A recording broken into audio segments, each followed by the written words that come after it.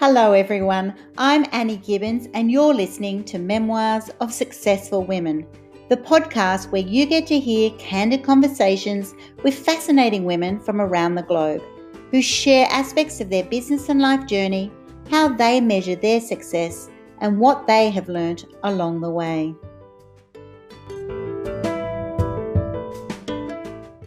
Hello and welcome to Memoirs of Successful Women. Today I have the absolutely beautiful opportunity to be interviewing Dr. Liz Isenring, who is passionate about improving lives through evidence-based nutrition.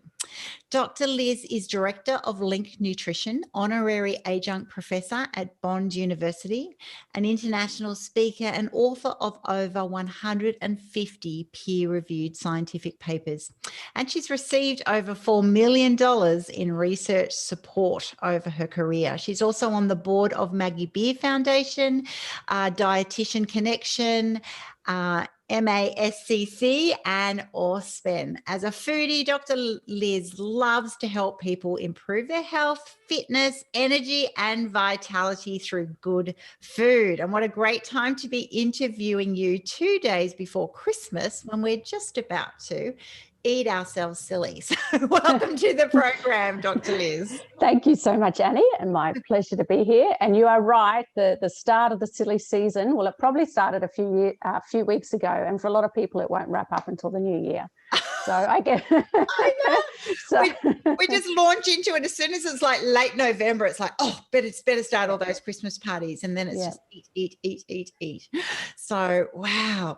So tell me about, you're obviously a highly esteemed academic professional woman at the cutting edge of nutrition. Why did you get led into that career, first of all, and then why do you still love it? Why do you love talking? That's a great question. So I think the nutrition and health aspect and food aspect, it's always been with me. I think I probably discovered around 11 or 12 that I really, enjoyed cooking. I sort of took over the family because in contrast, my mum does not. So she enjoys eating, but not cooking. So I think probably about the age 12, I sort of took over most of the family cooking. So I always had that interest, but I actually did not start my career as a nutritionist and a dietitian. I actually went down the pharmacy road. It was actually a very good background. It's good health science, good biochemistry. But I soon learned when I actually started, doing my practice in the pharmacies that it wasn't for me. It wasn't the best fit. I think maybe 20, 30 years ago when we still actually made up all the products, you made up the potion or, the tonic, it's similar to following a recipe. I think that would have been good. But by the time I got to it, it was basically sticking labels on things and handing them out. And I think there was part of that bit about treating symptoms, not the cause, that just didn't really resonate with me. So took a year out to find myself and backpack through Europe, as you do. Awesome. and then it really made sense to me. I went back to look at what are my interests, what are my strengths. And actually, I didn't, at that time, being a dietitian was a postgraduate qualification. So I actually hadn't come across it in my search yet. But they actually then changed it to a 4-year bachelor's. So I then went down that route and never looked back. So that's literally, and why I still love it. I love it because it encompasses, obviously I'm a foodie, very passionate about that. But I am also passionate about health and well-being. And I think something that is so basic, so foundational, part of our culture, part of our social fabric is really, really key. So, and I do love it. I think part of it is also that we really still have probably only scratched the surface of a lot of what we know.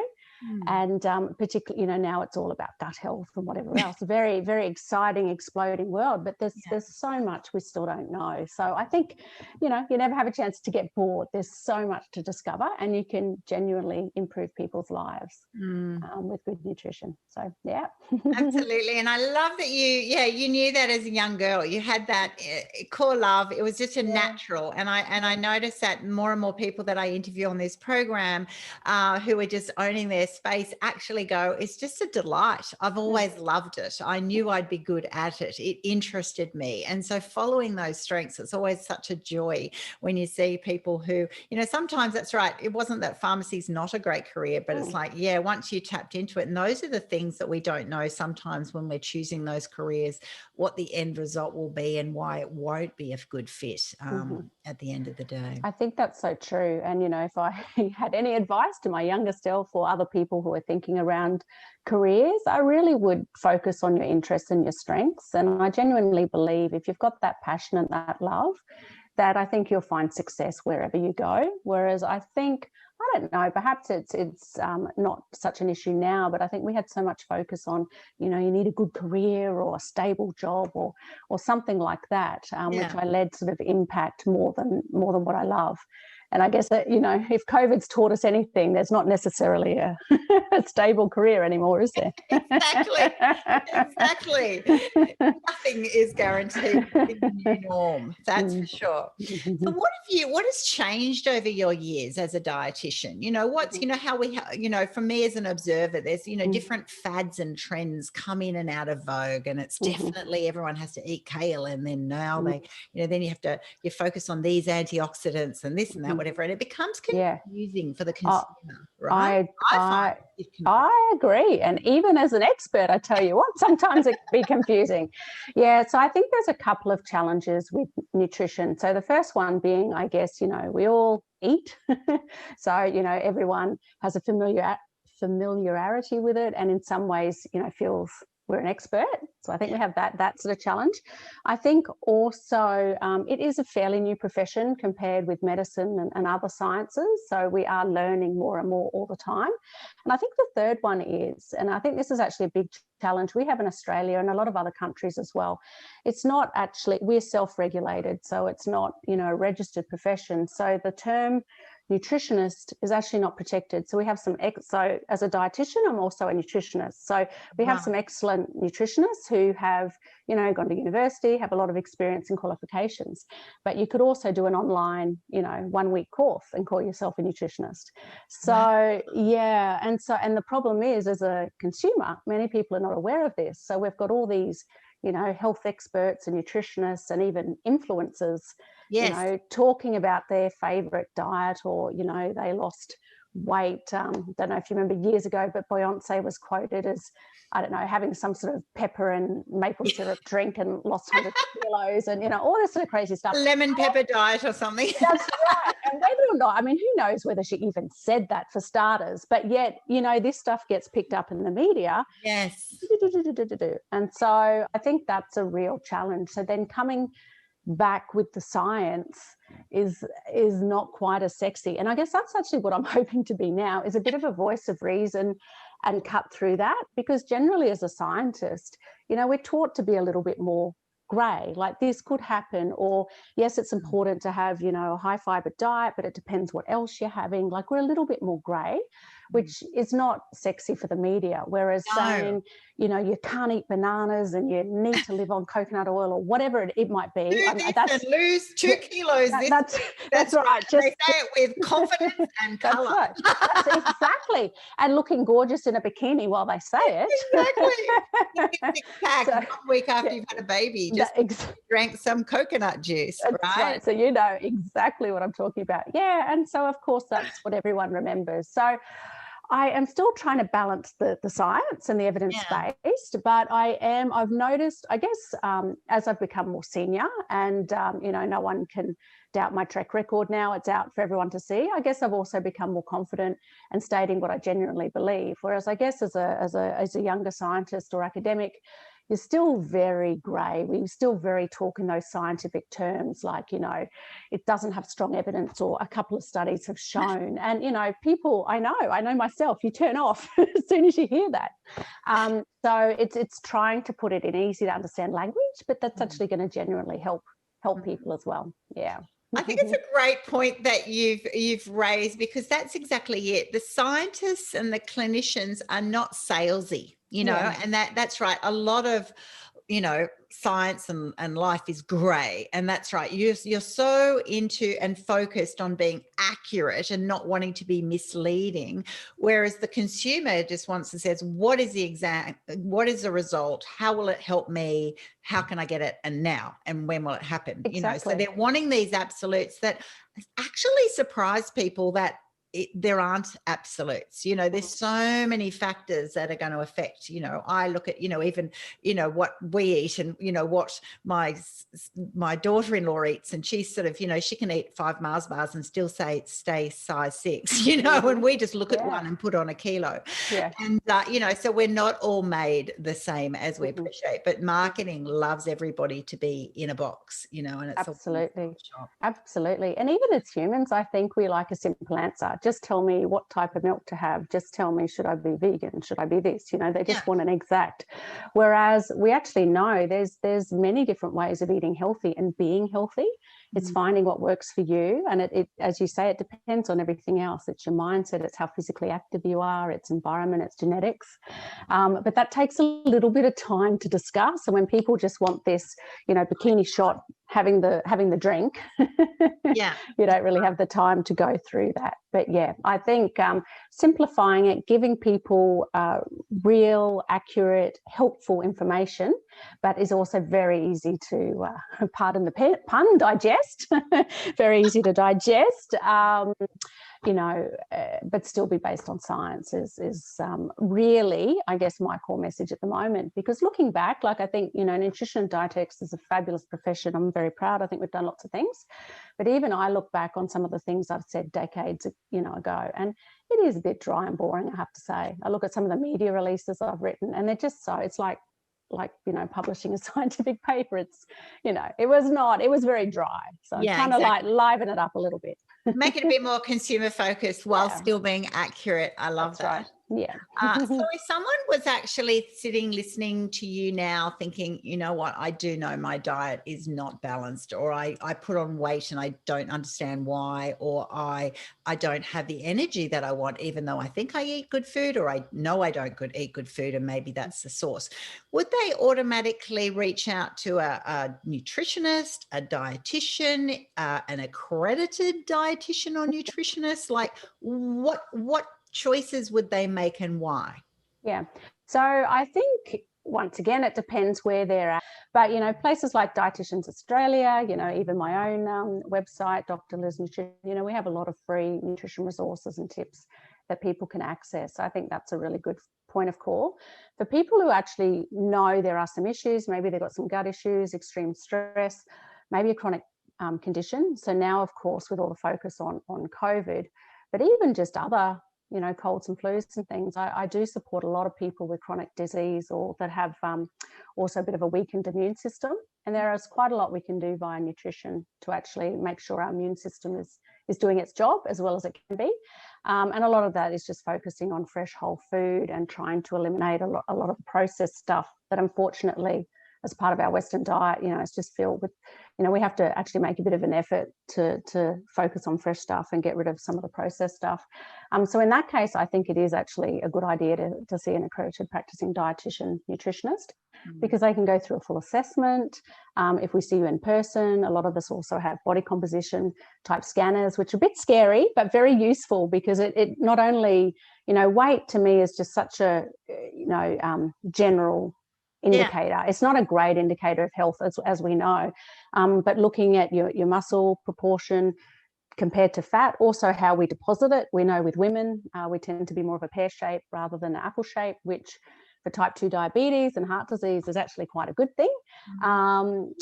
And so there's various other assessments that we can do in person. Even if we can't be in person, like Zoom, like we're doing now, there's still a lot we can do in terms of a very detailed diet history, do a full analysis, and just see whether your nutrients are actually meeting your requirements for your age and gender, how physically active you are, how much stress you're under. And I tell you what, at the moment it's a huge one: stress and burnout, and emotional eating and drinking. Yes, I am seeing it everywhere. And you know, in my over 20-year career, I've never seen it to this extent. So Wow. Definitely noticed a lot of people talking about the COVID belly. Yes, that's Working right. from home, close to the fridge, seem to just have break times, get easily distracted. You know, definitely if you're in lockdown, you know, I am in the Northern Beaches at the moment, you know, it's that, I've got to go and get exercise. It's very easy to suddenly just do the whole day and not get out and exercise. And definitely the drinking. Oh my gosh, drinking. Yeah. Gone to a whole new level. That's right. I'd love to raise the point that you mentioned before about, you know, how important it is, particularly those who are immunosuppressed or compromised, to be treated by a nutritionist, a dietitian. You know, when my father had a brain tumor, I don't recall him ever being asked to address his diet. It was all on his scans and his treatment and his chemo and surgery and all of this. And, you know, he used to go, I've got to eat more muesli, less fats or something, you know, it's got to be good for me, but is it worth it? You know, that's about all I heard about it. Is that changing? You know, why wouldn't that be a first point of call to go, yes, you know, you're wanting to obviously remove a tumor or something, you know, quite serious, but wouldn't your overall health be the core ingredient of what you're trying to help the person help themselves? Yes, exactly. I would say yes, but obviously I'm very biased coming from my point of view. So I can understand, you know, from all the different, and as you know, we tend to be taught in disciplines. So, you know, different disciplines have their own area of expertise. And while I understand, you know, treatment at that stage is often the priority, I still think it's so important that we chat and make sure, you know, the nursing staff are often very good at asking about symptoms and pain and other things. But unfortunately, if you had asked me this about 10 years ago, I would have said, yes, we're making such a big difference. I'm the only Australian that was involved in this international group that actually developed international best practice guidelines for nutrition for people undergoing cancer treatment. And thank you. They're very highly cited. They're accessed by over 40 countries. You know, so yes, I felt we were making a huge difference. You know, things were happening in hospitals and healthcare. However, due to my more recent experience, then I think we've still got a long way to go. So that was actually one of the reasons why I decided to sort of transition a little bit out of academia and focus on my own business, because I did have two friends go through their cancer journey. And so, you know, just as I'm sure with your father, seeing it through their eyes, I saw, you know, there was good care, really good care, you know, excellent doctors and whatever. And then there was stuff which I thought could be done better, particularly around the whole communication space. And then I just saw gaping holes. And one of that was the fact that no one mentioned during the whole, you know, one of them had over 6 months treatment. No one mentioned anything about nutrition. And then also that sort of lack of care once they've finished treatment. And, you know, it's one of my friends sort of said she just felt that she was spat out of a system to then try and get her life back together again, basically. And so then that kind of made me look at everything again and realize that we do actually still have a long way to go.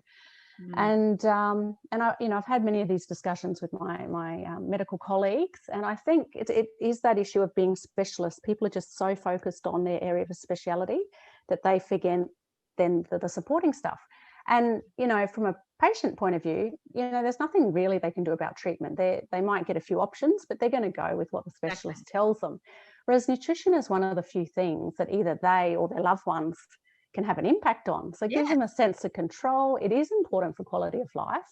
And in fact, now here's with my science hat on, we actually have really good evidence to show that if you're well nourished and getting what you need, and the requirements do change before treatment, during treatment, after treatment.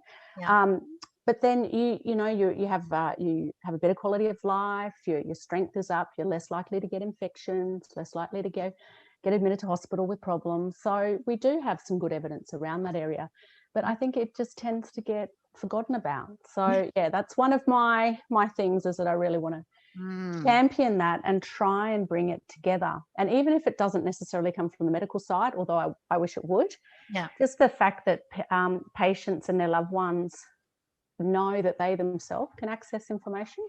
I think that's the other thing. They're often so bombarded with information, but then trying to cut through exactly what they need and when they need it.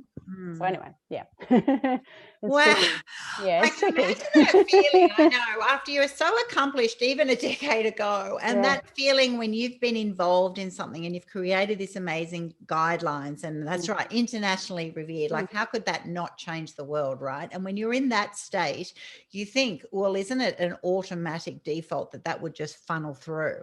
But the frustrating thing is often these channels of communication do take years of time, and they're not automatic. They're great for those who are academics and do use those guidelines, but for the average consumer, they will assume that, well, if I needed to know something, my doctor would tell me, or my physician is in charge of that. And so so that concept, and that's the modern health, that wellness model, complementing that treatment model, is so empowering to the patient to actually, as you said before, there's not many things that they can do with their treatment, but they can certainly take control of not only their diet, but their exercise routine and their spiritual state and their whole self holistically. And so that's a great message to people going, no, not just go to Dr. Google, but, search real academic guidelines on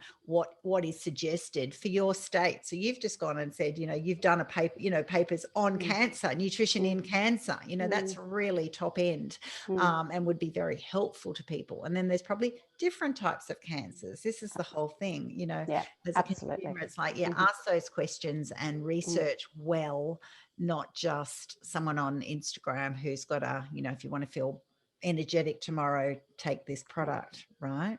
Yeah, I think that's completely right. And even if you want help in interpreting the scientific paper, so for those who maybe don't have that background, which I completely understand, unless you've spent a lot of time doing it, it's not the most exciting bedtime reading, but then access someone, either like myself or someone, cancer counsel, or someone who can actually sort of interpret and say, so what does this mean for you?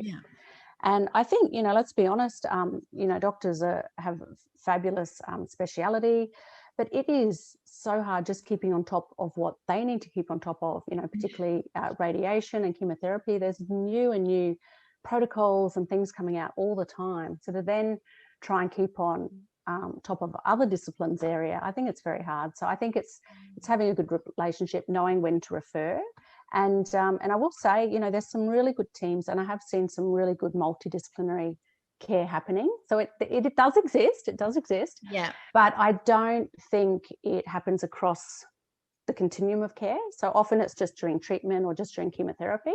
So I don't think it happens well beforehand. And from what I've seen, I don't believe it happens really nicely afterwards, which can often be one of the hardest times for people. It's so good that we have, great survival rates now for many types of cancers.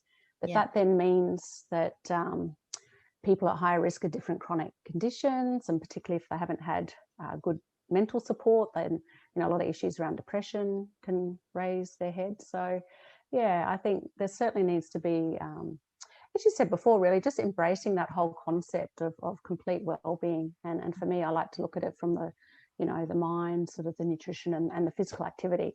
And actually, I will just mention that because everyone's thinking about chemotherapy and surgery and radiation. Now. Yeah, well, honestly, particularly in terms of cancer fatigue, and this is so interesting because for many years, I presented at a lot of different multidisciplinary cancer conferences, and of course, they're well attended by pharmaceutical industry because they're always looking at the new whatever.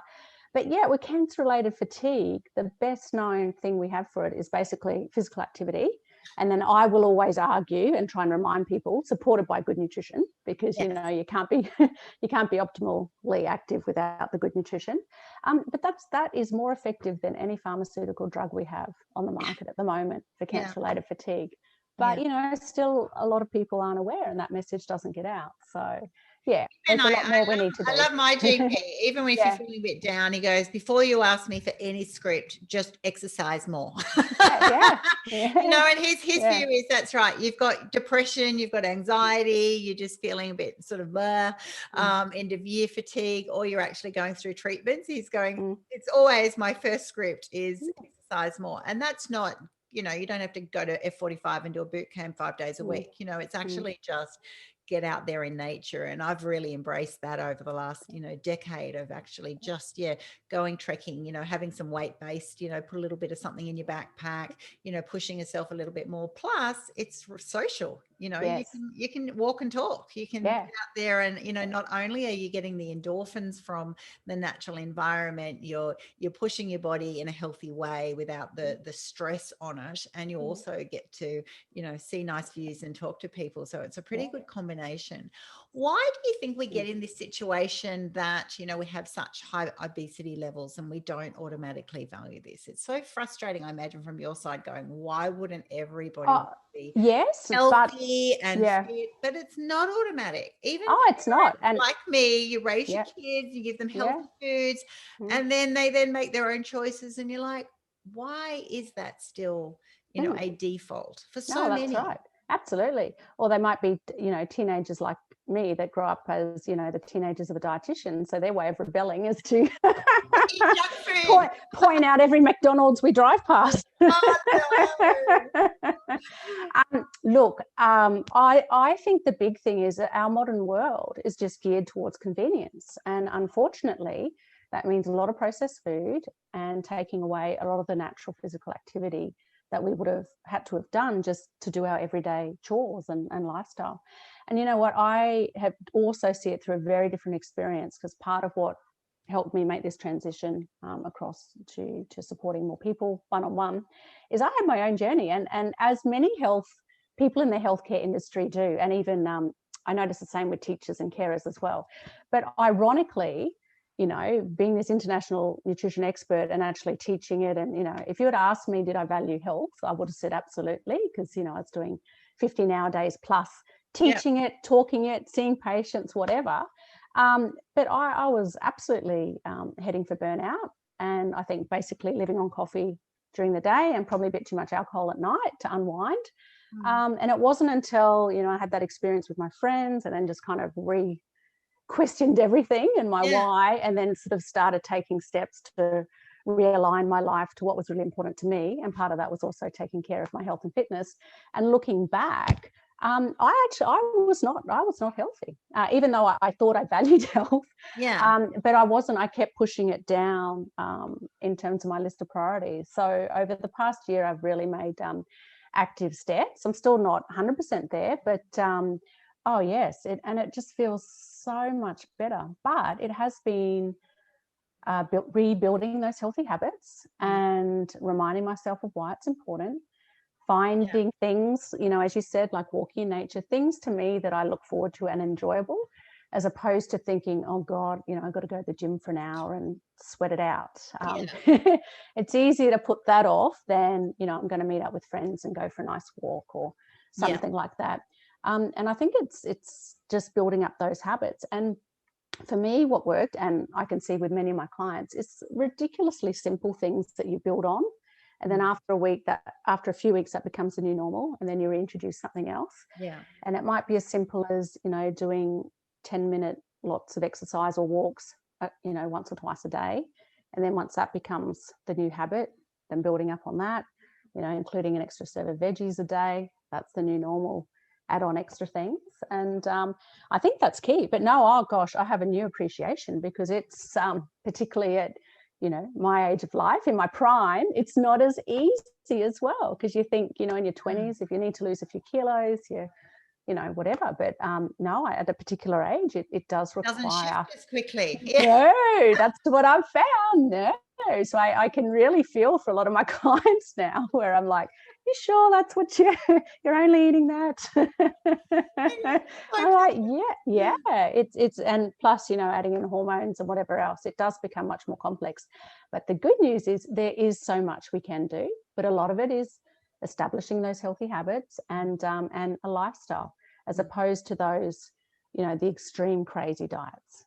which of course, coming up to New Year's, it's going to be, oh my they're God. all going to come out. They're all going to come out. I now look back and go, everyone just eats themselves silly for about, 6-7 weeks. Yeah. And suddenly it's like, oh, I'm going back to work, end of January. I'm now better starve myself for a week or just do these crazy diets or, what's the latest, concept of quick weight loss. And so it's those roller coaster rides that with anything in life we want to avoid, right? I'm all into the even keel and intentional, and have a bit of woohoo. No one wants to burst the bubble. We're not the fun police. But it's all about saying, that's right. Even the loss, even if that has happened to you and then you therefore do need to then lose it step by step in intentional ways, because that's right. Anything that's sustainable, like you were mentioning before, it's those, anything, because it's habit forming. It's got to be a part of your daily routine and make sense and be something that you just do, rather than I did it and then about 2 months later you'll be putting it all back on again, Exactly. And completely agree. And I guess one of my other messages, yes, we're not the fun police, absolutely enjoy this time, but on the same token, I do notice a lot of people tend to be all or nothing. It's kind of like, we've had COVID, it's Christmas, I don't even worry about it, I just eat what I want for those 6 or 7 weeks, and then I'll focus on it. But instead of, so then it goes to the other extreme. And so instead of people being a little bit more conscious and enjoying, their champagne and turkey and whatever else, it's kind of like even eating stuff that they don't even want, but it's there. They got to eat it. It's just there. So it's just still enjoy it, but it doesn't mean you have to go crazy for a solid time. And my other suggestion is perhaps work out which ones are going to be the really special ones you want to enjoy. Like, is it Christmas Eve? Is it Christmas Day? Is it the brunch? And maybe choose those rather than every single thing you do for the next 6 weeks. Because then it makes, once you hit January, you'll be feeling so much better rather than, Absolutely. Yeah. Oh my goodness. You must be delighted as a nutritionist to see so many new foodies, though, with the MasterChef generation and the DIY everything now.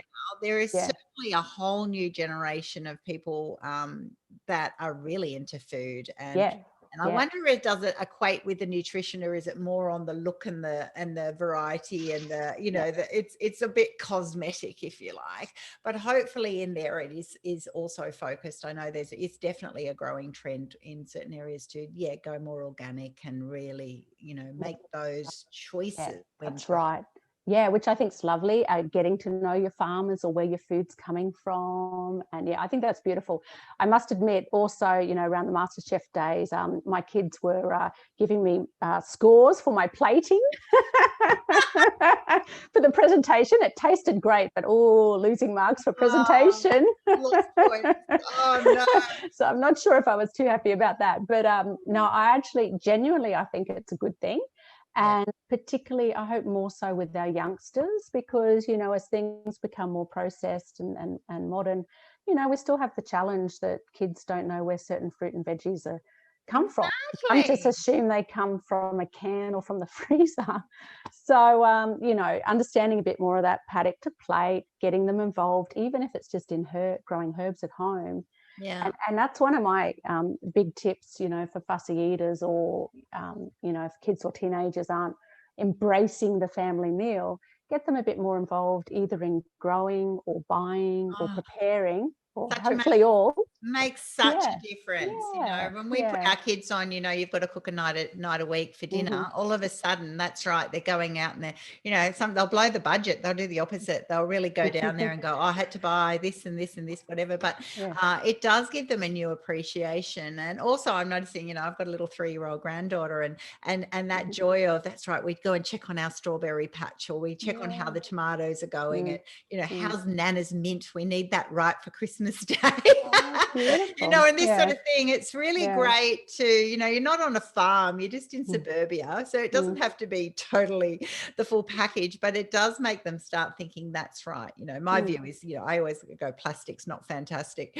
You know, anything out of plastic is not your, what was the choice before then?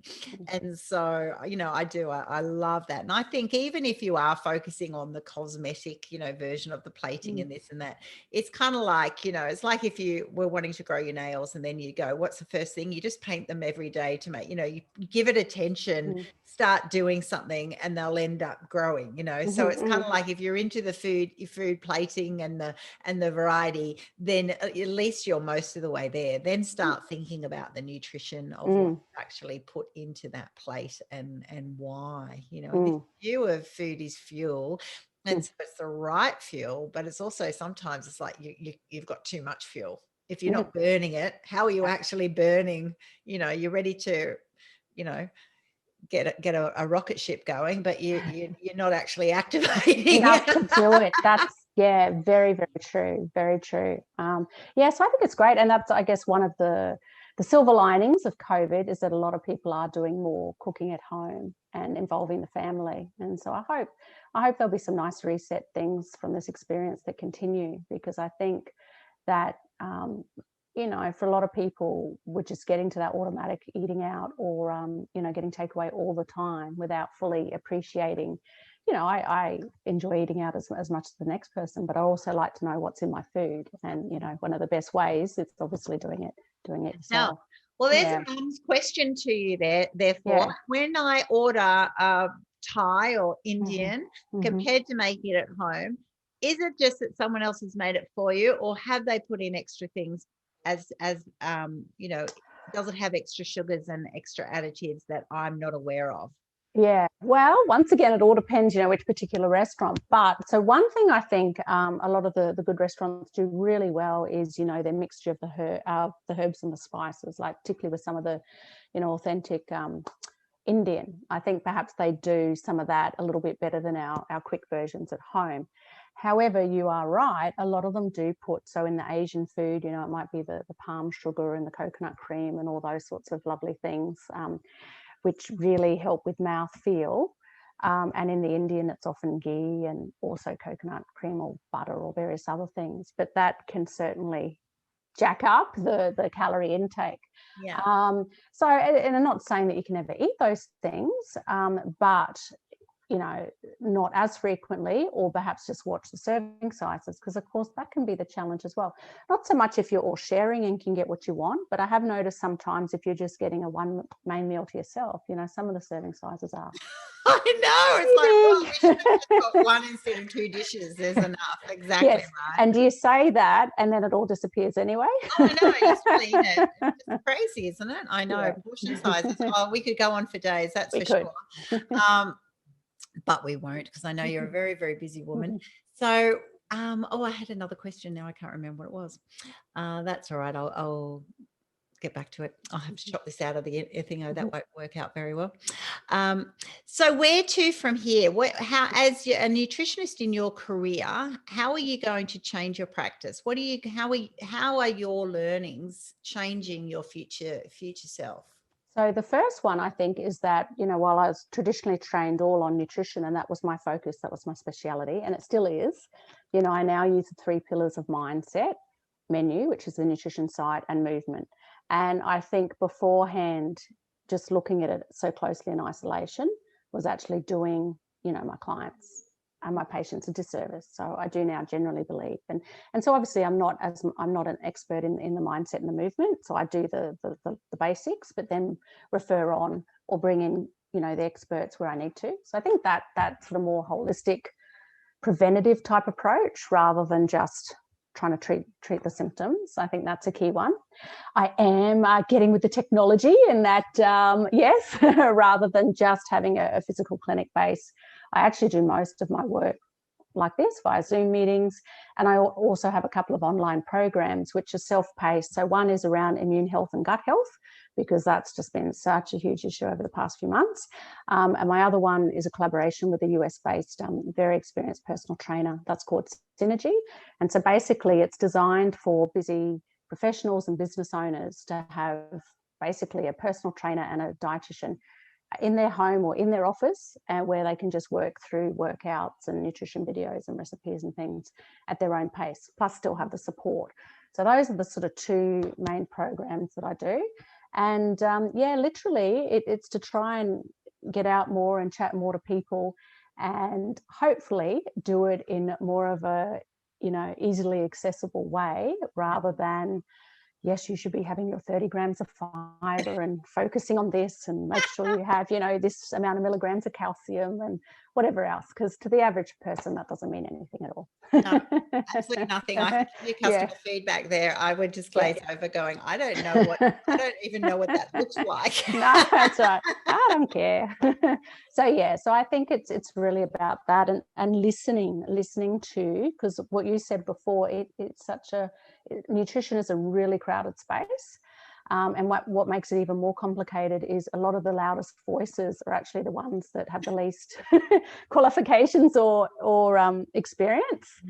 So it's trying to sort of, like I say, be a bit, navigate that, be a voice of reason, and actually help people. And for me also, it's not so much about the aesthetics. Of course, if you eat well and you move, you're going to look and feel better, but that's sort of a nice byproduct. For me, it's how you feel, it's your health, it's, you know, your cholesterol coming down, it's all those sorts of factors. And I'd like to put more emphasis on that, rather than the aesthetics, because, you know, just because the man or the lady look gorgeous in their swimsuit with their abs hanging out, it doesn't actually mean they're healthy. And who knows, maybe they've been starving themselves for the past few months just for that one photo shoot. So exactly.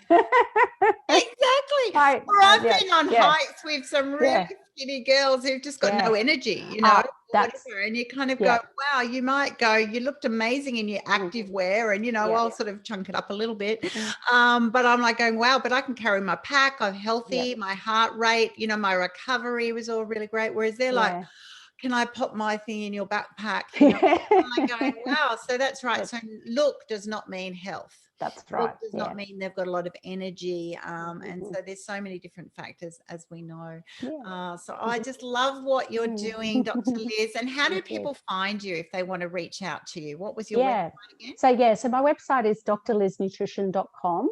And I am all over the socials, and I love connecting, and email is probably the best way to get in touch with me if someone actually wants to personally connect. But That's great. Well, I will have all your details on my podcast platform and YouTube channel for sure. And let's finish this interview with then talking about success. What does a successful woman look like or sound like to you? Do you see yourself as very successful? What qualities do you define that success to have? Wow, mind-blowing question. Thank you, Annie. A good one to end on that one. Look, I would say I am stepping into and owning my success now, which I think is a really nice stage of life to be in. And to me, success means success in areas of life that are important to you. And, you know, I probably would have argued in the past, you know, I was very successful in one or two areas, you know, career, but not as successful in my health or hobbies or life outside of career. Because to be honest, I didn't have a life outside of career. So whereas now it is more balanced, and I'm focusing all my time and energy on those many aspects that are really important to me. So to me, success is someone who isn't afraid to be themselves, to own it, and have success in several different areas of life, not just in one or two, while neglecting other really, really important areas in their life. And unfortunately, I think as women, we don't have, most of us don't have wives to pick up the pieces, and you know, we do tend, in some ways, to put the needs of others before our own. So you know, for my message, I think it's for, and I'm so excited and proud to know so many amazing, successful women, but I think it's giving permission and ownership to really fully embrace all aspects of life, not just, you know, one or two. Well, thank you so much for your sharing today. I think it's been so educational. People are really going to sort of sit back and go, yeah, that's right. What am I eating and why? When do I eat it? What are my patterns? What are my habits with food? What's even my emotion, my mindset around food? Do I actually think I'm even worthy of giving myself great nutrition so that I can be my best self? It's obviously a complex topic, but we've started it here today, and I really appreciate the candid conversation and your open sharing about your journey. I think that's been really encouraging for people to see that even, a top academic professional in that space, has had those learnings of, suddenly your time can blow out and you can be working ridiculous hours. You can be, that's right, living on fumes or of coffee, and it's amazing that, it's that reality of, practice what you preach. And you're certainly doing that beautifully. And I think you're such a wonderful inspiration to those, women listening to this podcast who are just like, yeah, really, it's worth it. I am worth it. I am worth looking after myself in this way. And then you can also be a blessing to yourself and all of those that you delight being with and impact. And so thank you for sharing today. My pleasure.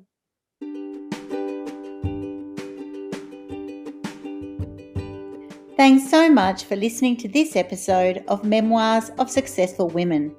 You can find me at anniegibbins.com, where you can download my free resources, get connected on social, and check out my online magic transformation program. If you love this show, feel free to subscribe to future episodes, and of course, share it with your friends. I'll see you again soon, and until then, happy podcasting.